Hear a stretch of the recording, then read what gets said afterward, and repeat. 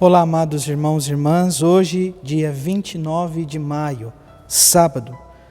Hoje somos convidados a nos colocar na presença do Senhor, abrir o nosso coração, acolher a sua palavra e pedir uma graça especial, que esta palavra se torne vida em nós.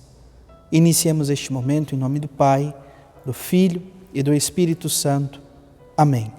A graça e a paz de nosso Senhor Jesus Cristo, amor do Pai, e a comunhão do Espírito Santo esteja sempre convosco. Bendito seja Deus que nos reuniu no amor de Cristo. O Evangelho de hoje, amados irmãos e irmãs, se encontra em São Marcos, capítulo 11, versículos de 27 a 33. O Senhor esteja convosco, Ele está no meio de nós. Proclamação do Evangelho de Jesus Cristo, segundo Marcos. Glória a vós, Senhor. Naquele tempo, Jesus e os discípulos foram de novo a Jerusalém. Enquanto Jesus estava andando no templo, os sumos sacerdotes, os mestres da lei e os anciões aproximaram-se dele e perguntaram: com que autoridade fazes essas coisas? Quem te deu autoridade para fazer isso? Jesus respondeu: vou fazer-vos uma só pergunta. Se me responderdes, eu vos direi com que autoridade faço isso. O batismo de João vinha do céu ou dos homens? Respondei-me. Eles discutiam entre si. Se respondermos que vinha do céu, ele vai dizer: por que não acreditastes em João? Devemos então dizer que vinha dos homens.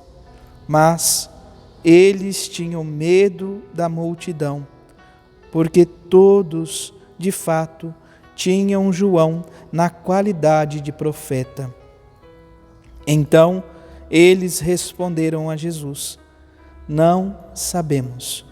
E Jesus disse: pois eu também não vos digo com que autoridade faço essas coisas. Palavra da salvação. Glória a vós, Senhor. No dia de hoje também a igreja nos dá a oportunidade de celebrar a memória de São Paulo VI. João Battista Montini, italiano, nascido em 1897 e falecido em 1978, foi eleito Papa em 1963, durante o Concílio Vaticano II, ao qual deu continuidade. Extensa foi sua produção formativa para a Igreja, exortações, encíclicas, cartas apostólicas. A seu respeito, o Papa Francisco testemunhou: obrigado pelo teu humilde e profético testemunho de amor a Cristo e à sua Igreja.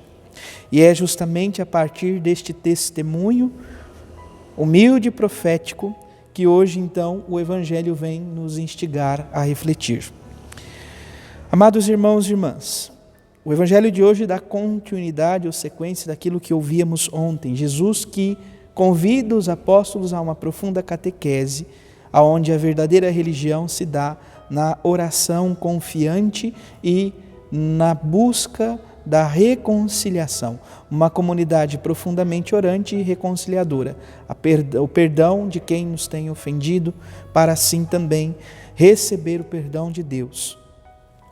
Hoje, por sua vez, Jesus retorna novamente a Jerusalém, no templo, e se depara de novo com os mestres da lei, com os anciões, com os sacerdotes no templo, nos sumos sacerdotes no templo. Vale lembrar aqui aquela imagem do Evangelho de ontem, da figueira muito formosa, mas que não tinha fruto, e depois dela seca. Jesus falava, sobretudo, da conduta daqueles que estavam à frente do templo. E aqui, então, há este confronto, sobretudo da parte dos sumos sacerdotes, mestres da lei e anciões, para com Jesus. perguntam a ele com que autoridade ele realizava o que estava fazendo e quem foi que deu essa autoridade a ele. Os sumos sacerdotes, mestres da lei e anciões já estavam com o propósito de matar Jesus. Então, a partir deste embate, eles querem encontrar algum motivo para levar Jesus à morte. E Jesus, como um bom judeu, não responde, mas direciona a eles uma outra pergunta. Uma única pergunta. Se eles respondessem, ele também diria com que autoridade ele realiza tudo. Ele pergunta sobre o batismo de João. Esse batismo é de origem divina, do céu, ou meramente humana? Isso coloca os sumos sacerdotes em uma situação completamente complicada. Se eles respondessem que vinha do céu, eles tinham que concordar que Jesus, como o próprio João Batista disse, é o Cordeiro de Deus, descido dos céus, aquele que veio restaurar as nações. No entanto, isso jamais eles iriam dizer.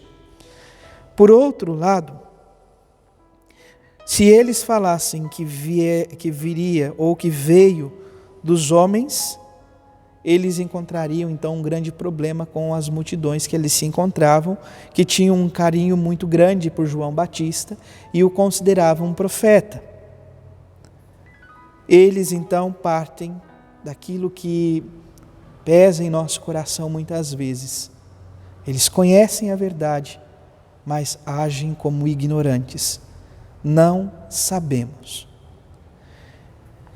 Então peçamos ao Senhor no dia de hoje, sobretudo esta graça, que a nossa vida seja esse testemunho humilde e profético do amor a Cristo e à igreja dele, para que assim nós possamos cada vez mais conhecer a Jesus Cristo, amá-lo e servi-lo. Neste 29º dia, caminhando com a Virgem Maria, somos convidados a refletir sobre a caridade, a Imaculada, todo amor. Se os santos são maravilhosos, imagine Maria. Ela é cheia de graça, de vida divina, de amor trinitário. Criada santíssima, Virgem puríssima sempre, ela é semelhante a um cristal limpidíssimo que espelha luminosamente a caridade de Deus. Ela chegou ao ponto de nos doar Jesus, seu divino Filho e infinito tesouro do seu coração, e imitando perfeitamente a Deus Pai, que tanto amou os homens, a ponto de entregar seu Filho à morte, conforme João 3,16. Ó Mãe Divina, como te agradecemos pela tua caridade sem limites, que violência transpassou pela tua alma, fizestes teu coração de mãe imolar Jesus pela nossa salvação? Mãe divina e doce, tua caridade não pode ter iguais. E aos confins do infinito, seja sempre bendita. Votos para o dia de hoje. A cada oração, renovar a intenção de agir só pelo Senhor e não pelos homens, conforme a carta de São Paulo aos Colossenses, capítulo 3, versículo 23. Pedir a Maria a virtude da caridade, fazer uma visita a qualquer capela ou igreja dedicada a Nossa Senhora. Louvado seja nosso Senhor Jesus Cristo, para sempre seja louvado. Abençoe-vos o Deus Todo-Poderoso, em nome do Pai, do Filho e do Espírito Santo. Amém. Graça e paz.